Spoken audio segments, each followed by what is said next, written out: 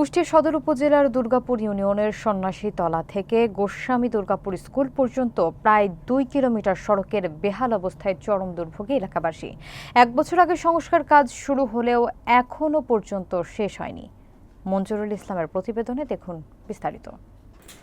বর্ষা মৌসুমে কাদা পানিতে এ সড়কে চলাচল প্রায় অসম্ভব হয়ে পড়ে, আর শুকনো মৌসুমে ধুলার কারণে স্বাভাবিক জীবনযাপন ব্যাহত হয়। স্থানীয়রা জানান, অসমাপ্ত রাস্তার কারণে শিক্ষার্থীরা নিয়মিত স্কুলে যেতে সমস্যার সম্মুখীন হচ্ছে। রোগীদের দ্রুত হাসপাতালে নেওয়া সম্ভব হচ্ছে না এবং কৃষিপণ্য পরিবহনে অতিরিক্ত ভাড়া গুনতে হচ্ছে।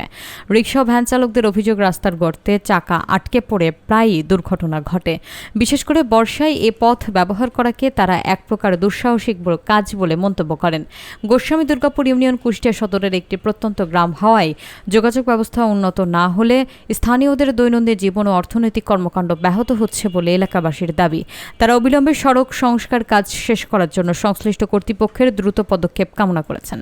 পাশে আমার ঘরের একেবারে ধারের সাথে রাস্তা ভাঙি চুড়ি পানিতে চলে যাচ্ছে, আমাদের ভ্যান বই খায় দুরবস্থা, আমাদের খুব আমরা কষ্টে নইছি। আমাদের এই রাস্তাটা ভালো করে দিলে আমরা একটু শান্তিতে ভ্যান গাড়ি বই নুন ভাত জোগাড় করে খেতে পারি। খুব কষ্ট আছে, আমার ছেলেমেয়েকে পাচ্ছে না, ভ্যানটা বই খাই, খুব কষ্ট ঘরে টানতে, এত পানি বাজিয়েছে, কি করি খাবো আমরা।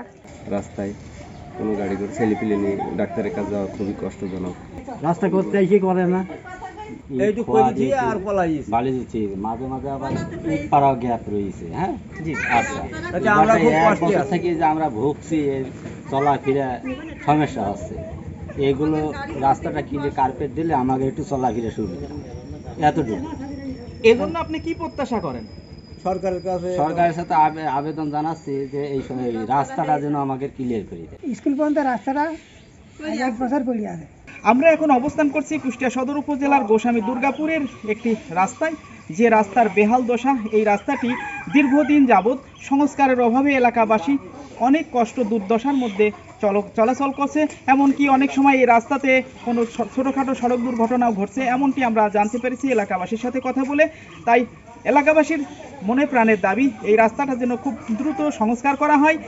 দেখতেই পাচ্ছেন যে রাস্তাতে ইট বালি দেওয়া হয়েছে, কিন্তু রাস্তাটি কিন্তু কার্পেটিং করা হয়নি, যার কারণে এই রাস্তার যে অবস্থা, এই অবস্থা কিন্তু এই ইট বালিতেই রয়ে যাচ্ছে। এলাকাবাসী এবং গণ্যমান্য লোকের সাথে আমরা কথা বলে জানতে পেরেছি যে এই রাস্তাটি 1 থেকে 1.5 বছর আগে নির্মাণ করলেও সেই নির্মাণ কাজের পরিসমাপ্ত কিন্তু হয় নাই। তাই এলাকাবাসীর মনে প্রাণের দাবি এই রাস্তার জন্য স্বল্প সময়ের মধ্যে সঠিক নির্মাণ করে কার্পেটিং করে এলাকাবাসীর দুঃখ দুর্দশা লাঘব করে।